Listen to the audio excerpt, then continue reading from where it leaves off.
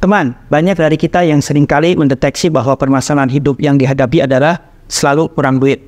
Kok kaya materi dan gak bersyukur gitu ya? Tapi itulah faktanya, seringkali sebagian besar orang sekitar kita merasa sudah punya banyak duit, maka persoalan hidup akan dengan mudah diatasi dan bisa bahagia. Sesimpel itukah? Jack Ma pernah berkata, kalau kamu lagi banyak duit, suara kentut kamu pun bunyi berdunia. Maaf ya, agak kasar sedikit, tapi emang Jack Ma ngomong gitu kok. Kalau lagi miskin, kucing sekitar rumah pun jadi pura-pura nggak kenal. Dan tapi yang ini bukan Jack Ma ya yang ngomong.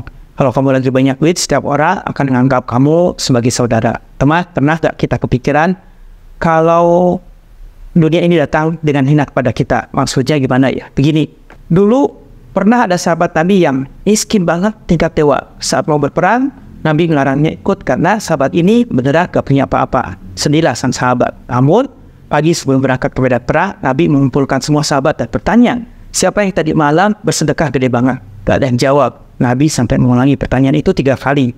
Barulah sahabat yang miskin itu bilang, ya Nabi, karena aku tidak diperbolehkan ikut berperang, semalaman aku berdoa. Aku sedekahkan semua amal baikku jika ada pada mereka yang berjuang bersamamu. Itulah yang dimaksud dengan dunia datang dengan hina. Kamu bisa sedekah walau kamu gak punya duit. Kisah di atas hampir mirip-mirip sama kisah Abdurrahman bin Auf.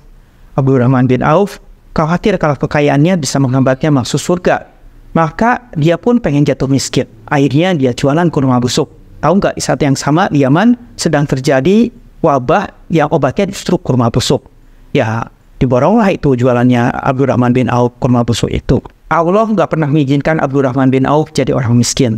Lantas apa benar kaya itu bisa bikin bahagia? Buktinya banyak orang kaya yang stres. Teman, kalau jadi kaya saja udah stres, apalagi jika jadi orang miskin, tambah stres di zaman ini. Cicilan dan bayaran ini itu ditambah potongan sana-sini, tapi gak begitu juga deh ya hitung-hitungannya. Soal harta, Nabi berujar, sebaik-baiknya harta adalah di tangan orang yang soleh.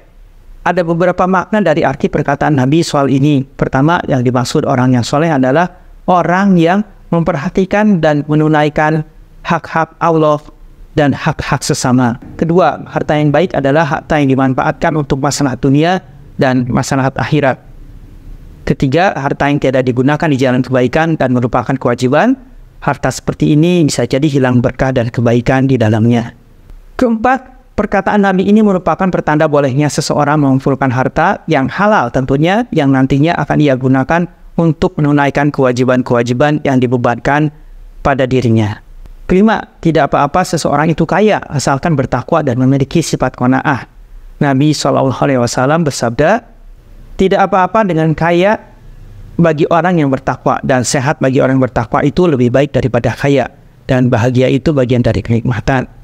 Hadis ini diriwayatkan oleh Ibnu Majah dan Ahmad. Oleh karena itu, kaya harta teman tentulah tidak tercela, namun yang tercela adalah kita nggak pernah merasa cukup dan puas atau qanaah dengan apa yang Allah beri. Padahal sungguh beruntung orang yang punya sifat qanaah, seperti kata Rasulullah SAW.